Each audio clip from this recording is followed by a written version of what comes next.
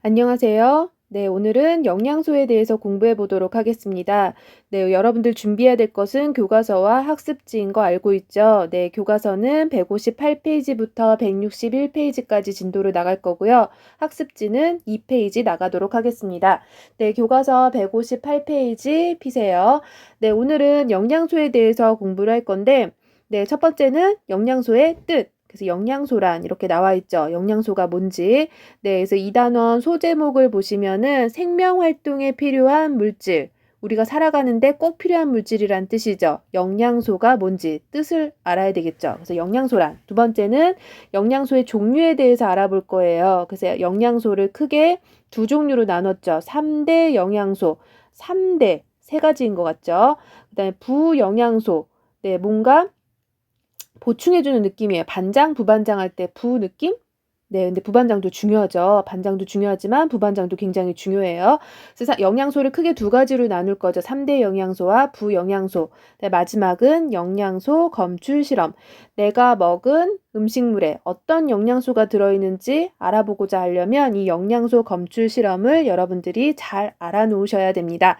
네, 158페이지 학습 목표 보도록 하겠습니다. 학습 목표 보시면은 영양소의 종류와 기능을 설명할 수 있다. 이렇게 나와 있죠. 그래서 방금 선생님이 얘기했어요. 오늘 수업의 흐름, 영양소의 종류와 기능을 설명할 수 있다. 그 다음에 마지막 영양소 검출 실험까지 한다라고 얘기했습니다. 네, 교과서 158페이지 피시면 일단 영양소에 대한 설명이 나와 있어요. 네, 영양소 보이죠? 여러분들 그 다음에 위에 보시면 생각열기 보시면은 한 가지 음식만 먹는 것이 좋지 않다. 여러 가지를 먹어야 좋다라는 거. 저 고기만 먹고 싶어요. 그러는데 꼭 엄마가 채소까지 먹으라고 하시죠. 네, 그래서 지금 보시면은 영양소의 뜻이 뭐냐면 살아가는 데 필요한 에너지원. 여러분들 밥 안 먹으면 힘이 없어지죠. 그래서 뭔가 에너지를 내는 에너지원. 그 다음에 또 하나 몸을 구성하는 성분이 되기도 한다. 그래서 영양소의 뜻은 뭐냐면요. 몸을 구성하거나 에너지원으로 이용되는 등 생물이 살아가는 데 필요한 물질이 영양소입니다. 되셨나요? 네, 영양소는 크게 두 가지로 나눌 거죠. 두 가지 크게. 어떻게 나눌 거냐면 3대 영양소와 부영양소로 나눌 거예요. 그래서 3대 영양소는 에너지원이에요. 에너지원이며 그 다음에 우리 몸의 구성물질. 일단 에너지원을 생각하셔야 됩니다. 그래서 에너지원, 먹으면 힘나는 에너지원 3대 영양소는 탄수화물, 단백질, 지방이에요. 네, 보이시나요? 탄수화물, 단백질, 지방. 3대 영양소는 탄수화물, 단백질, 지방. 전부 다 에너지원이에요. 지금 보시면은 에너지원으로 나와 있죠. 탄수화물, 밥, 국수, 빵, 감자, 고구마. 네, 이런 것들이 탄수화물인데 에너지원으로 사용되고요. 그 다음에 에너지원으로 사용되지 못하고 남은 것은 지방으로 저장을 시킵니다. 지방 형태로. 내 몸에 만약에 이런 영양소들이 못 들어왔을 때, 안 들어왔을 때 사용이 돼야 되겠죠. 네, 지방으로 남기지 않으면 안 되는 게 아니고요. 너무 많이 남겼을 때 살이 찌는 거고, 네, 우리 몸은 극한 상황에 대비하기 위해서 지방으로 전환시켜서 저장을 해놔야 됩니다. 네, 그 다음에 두 번째는 단백질이에요. 단백질, 마찬가지 에너지원이고요. 우리 몸을 구성하는 주 성분이에요. 고기류죠. 여러분들 알고 있죠? 돼지고기, 소고기, 뭐 생선, 두부, 달걀. 이 음식물에 네, 단백질이 들어있어요. 네, 마지막 지방, 에너지원이죠. 에너지원. 그 다음에 세포막 등을 구성하고 몸을 구성하죠. 그 다음 피부 밑에 저장한다. 피하지방이라는 말 들어봤을 거예요. 피부 밑에다가 저장을 시켜놓습니다. 버터, 기름, 땅콩 등에 들어있다. 그래서 이 세 가지는 뭐냐면은 네, 3대 영양소였어요. 탄수화물, 지방, 단백질. 3대 영양소예요. 네, 그 밑으로 가시면 바이타민, 물, 무기염류가 보이죠. 얘네들은 뭐냐면 네, 맞습니다. 얘네들이 밑에 있는 세 가지가 부영양소예요. 지금 부영양소 보이시죠? 부영양소라고 나와 있고 세 가지가 나와 있죠. 물부터 볼까요? 네, 물을 보시면 네, 물은 우리 몸의 약 66%, 60에서 70% 우리 몸을 구성하는 우리 몸을 한 60%에서 70% 정도 구성하고 있고요. 됐다. 네, 구성하고 있고요. 그 다음에 영양소와 노폐물을 녹여서 운반을 하죠. 그 다음에 체온을 조절한다. 내 몸이 급격하게 온도가 올라가거나 급격하게 떨어지는 것을 막아주는 게 물이에요. 여러분들 8단원의 물의 비열, 네, 연용량 이런 거 배우면서 물에 대해서 다시 한번 볼 거예요. 네, 그 다음에 두 번째는 무기염류죠. 뼈, 이 혈액 등을 구성하면서 몸의 기능을 조절해요. 칼슘, 칼륨, 나트륨, 인 이런 것들이 무기염류예요. 해조류, 채소 등에 많이 들어있다. 무기염류. 바이타민, 비타민 그런데 바이타민이죠. 그래서 적은 양으로 생명 현상을 조절하고요. 부족하면 결핍증이 나타나요. 음식물을 통해서 반드시 섭취가 돼야 되는 부분이에요. 그래서 바이타민에서 왼쪽에 보시면 괴혈병에 대한 얘기가 잠깐 나와 있는데요. 예전에는 이 괴혈병에 대해서 잘 몰랐을 거예요. 그래서 배를 타고서는 굉장히 오랫동안 유럽에서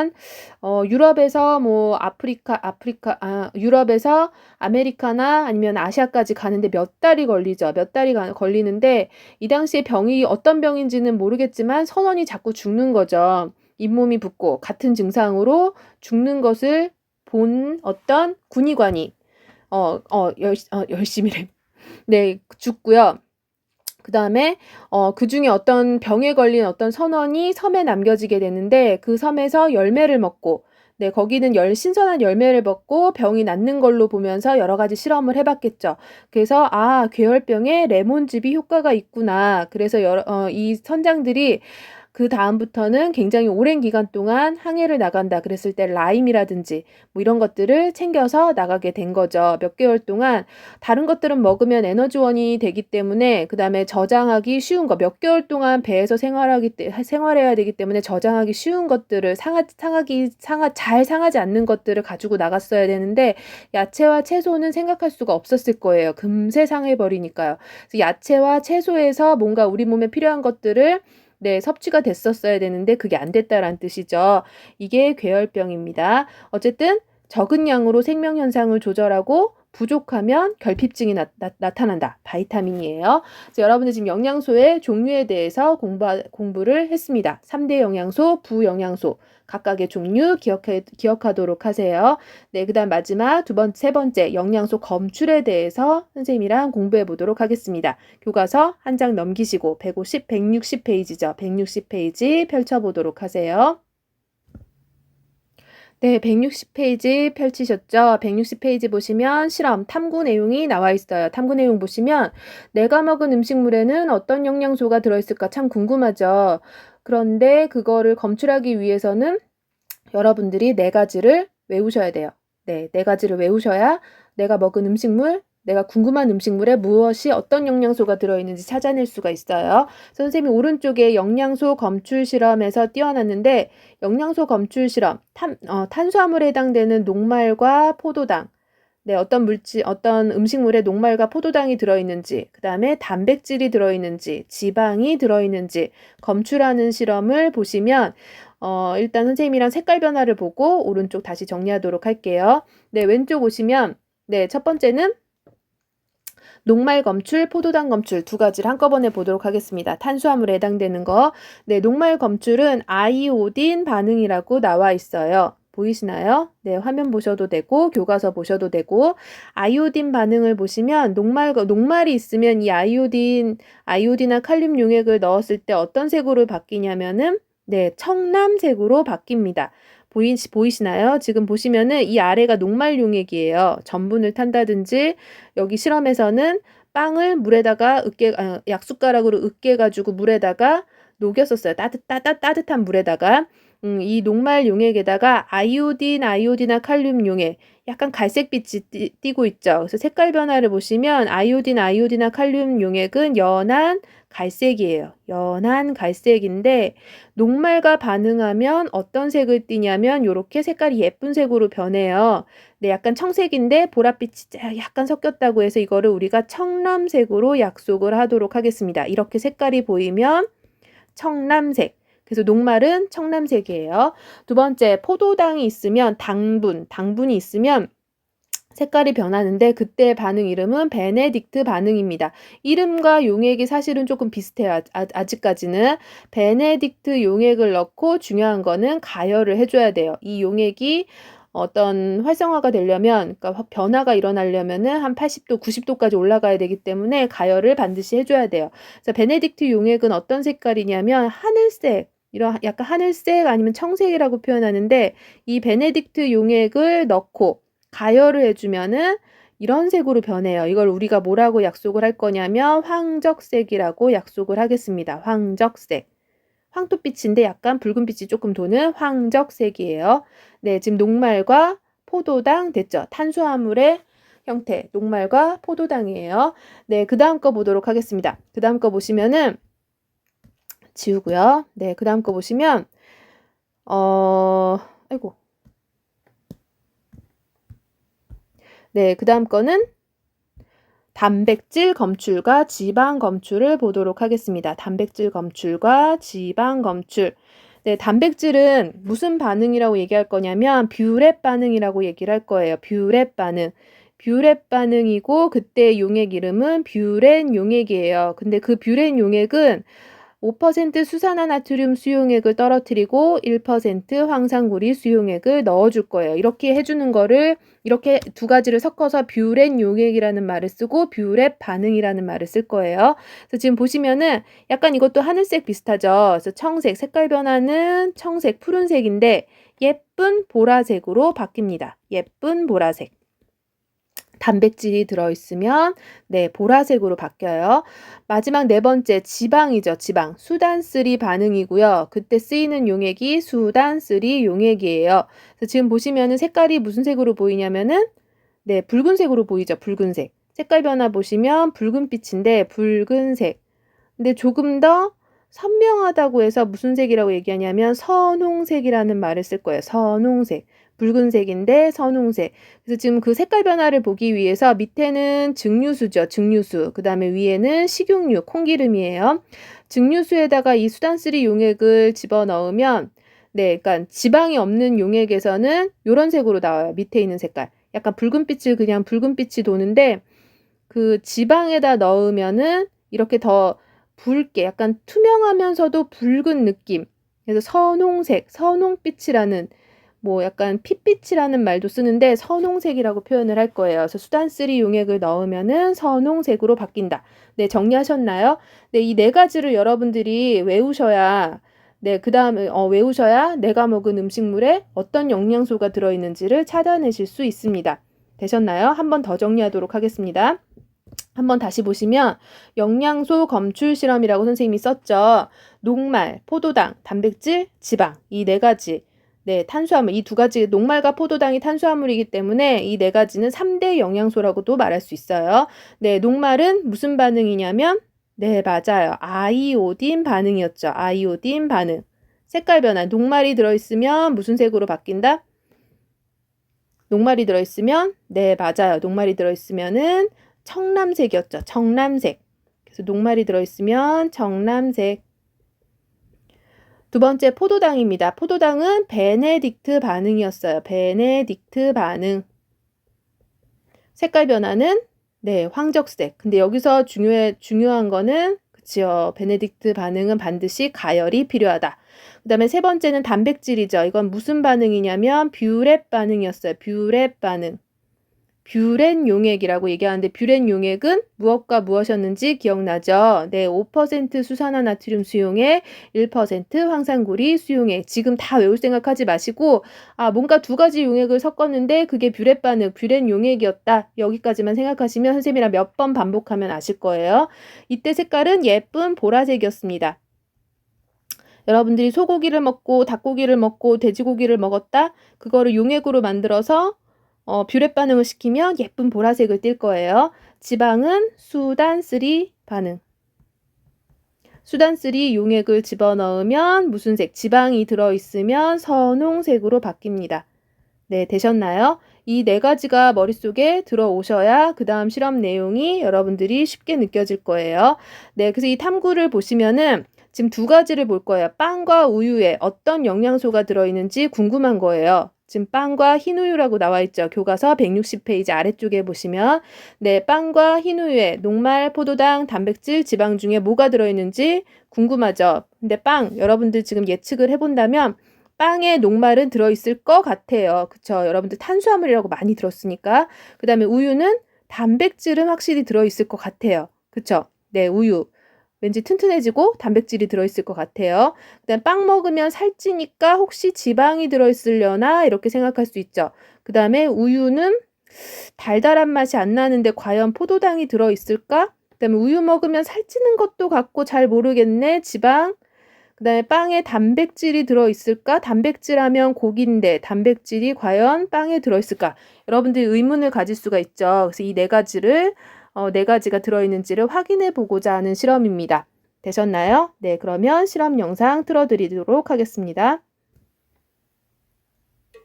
영양소 검출 시약을 이용하여 내가 먹은 음식물에 어떤 영양소가 들어있는지 알아보겠습니다. 아이오딘, 아이오딘화 칼륨 용액, 베네딕트 용액, 5% 수산화 나트륨 수용액, 1% 황산구리 수용액, 수단3 용액, 스포이트, 핫플레이트, 실험복, 시험관, 거즈, 약숟가락, 빵, 흰우유, 실험용 장갑, 보안병을 준비합니다. 따뜻한 물에 빵을 넣고 약숟가락으로 으깬 후 거즈로 걸러 액체를 만듭니다.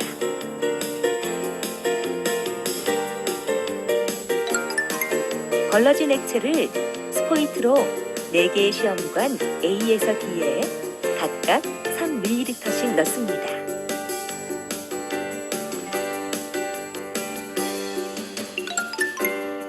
시험관 A에는 아이오딘, 아이오딘화 칼륨 용액을 넣고 색깔 변화를 관찰합니다.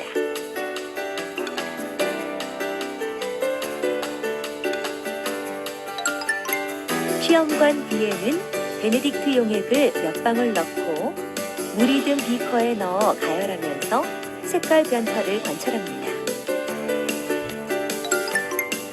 시험관 C에는 5% 수산화 나트륨 수용액을 넣은 뒤 1% 황산구리 수용액을 넣고 색깔 변화를 관찰합니다.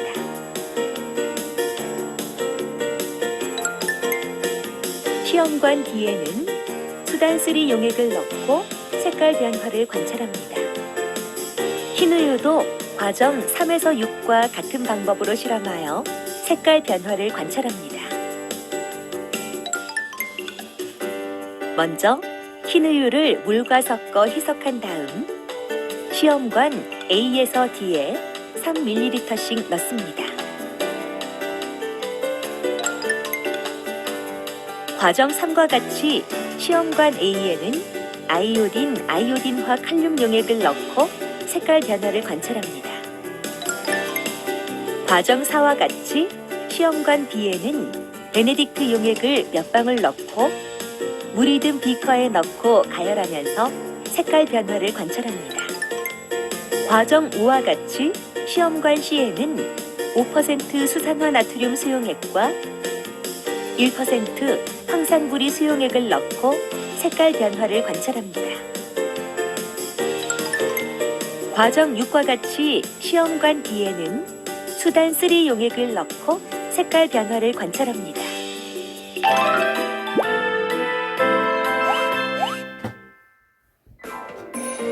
빵은 아이오딘 반응, 베네딕트 반응, 뷰렛 반응, 수단3 반응에서 모두 색이 변했습니다.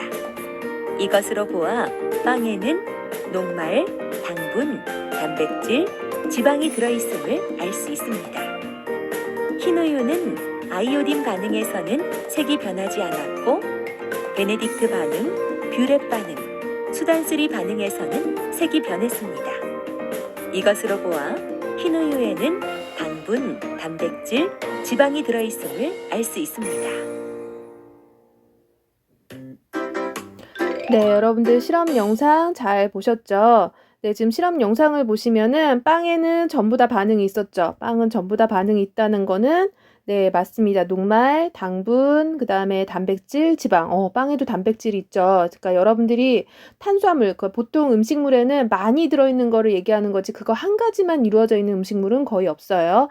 흰우유는 어떤 게 들어있었죠? 네, 맞아요. 지금 B, C, D에서만 반응이 있었죠. 그래서 우유에는 그러니까 그 녹말이 없었고요. 단맛을 우리가 못 느끼지만 어쨌든 당분이 들어있고, 그다음에 C, 단백질도 들어있고, 지방도 들어있었습니다. 네, 되셨나요? 밑에 스스로 점검 보도록 하겠습니다. 네, 스스로 점검 1번 보시면 우리 몸에서 에너지원이 되는 영양소는 에너지원이 된다 3대 영양소죠. 3대 영양소는 뭐가 있었냐면 탄수화물, 단백질, 왜 안 되지? 탄수화물, 단백질, 지방이었어요. 기억나시나요? 네, 탄수화물, 단백질, 지방. 아이고. 네, 단백질. 그래서 여기 들어갈 말 단백질입니다. 단백질. 네, 그 다음에 보시면은 녹말은 무슨 반응? 아이오딘 반응이었죠. 녹말은 아이오딘 반응. 그 다음에 포도당은 무슨 반응이었어요? 네, 베네딕트 반응이죠. 베네딕트 반응. 단백질은 뷰렛 반응이었습니다. 뷰렛 반응. 수단3, 지방은 수단3 반응이었어요. 그래서 오른쪽 창의적 사고력은 여러분들이 각자 한번 해보도록 하시고요. 네, 오늘 학습지 2페이지 답을 한번 써보도록 하겠습니다. 네, 학습지 2페이지 펼쳐보세요. 네, 학습지 2페이지 선생님이랑 같이 보도록 하겠습니다. 네, 영양소, 오늘의 배움 목표가 뭐였었죠? 네, 맞아요. 네, 영양소에 선생님이 자꾸만 이거를 돌아가는 걸 누르죠. 네, 배움 목표 보시면 영양소의 종류와 기능을 설명할 수 있다였습니다. 네, 영양소의 종류와 기능을 설명할 수 있다. 네, 그 다음 보시면 배움 활동 첫 번째, 영양소에 대한 설명이 나와 있죠. 영양소는 몸을 구성하거나 에너지원으로 이용된다. 네, 에너지원으로 이용되는 등 생물이 살아가는 데 필요한 물질입니다. 영양소의 종류는 크게 두 가지가 있었어요. 3대 영양소, 그 다음에 부영양소 이렇게 두 가지로 크게 분류를 했고요. 3대 영양소는 탄수화물, 단백질, 지방이었죠. 에너지원으로 이용된다. 탄수화물 보시면 대부분 에너지원으로 이용되며 남은 것은 무엇으로 바뀐다? 네, 칼로리를 많이 낼 수 있는 지방으로 바꾸어서 저장을 시켜 놓습니다. 그 다음에 두 번째는 에너지원이고요. 몸을 구성하는 주성분이다. 네, 단백질이에요. 단백질. 그 다음에 지방 마찬가지 에너지원. 그 다음에 세포막 등을 구성하고 피부 밑에 저장된다. 네, 부영양소 가겠습니다. 바이타민은 적은 양으로 생명 현상을 조절하고요. 반드시 음식물로 섭취해야 되고 부족하면 결핍증이 나타난다. 그래서 보통 야채, 채소가 아니라 채소, 과일들. 그다음에 보시면은 뼈, 이, 혈액 등을 구성한다. 칼슘, 인, 나트륨, 칼륨이며 생명 현상을 조절하는 거 무기염류입니다. 무기염류. 여러 가지를 통틀어서 무기염류라고 얘기하죠. 네, 마지막 부영양소 마지막 물은 우리 몸에 많은 양을 차지하는 거 60에서 70% 구성하고요. 영양소와 노폐물을 운반하고 체온을 조절한다. 급격하게 온도가 올라가거나 낮아지는 것을 방지해주죠.